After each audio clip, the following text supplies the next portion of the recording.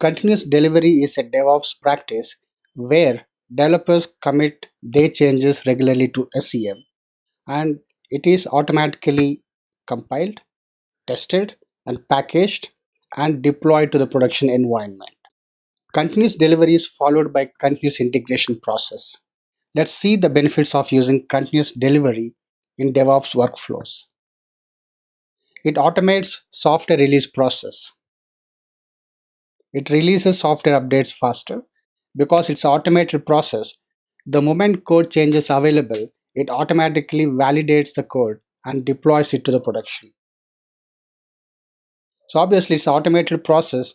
It eliminates lots of time waste between each and every stage, and it improves the developer's productivity.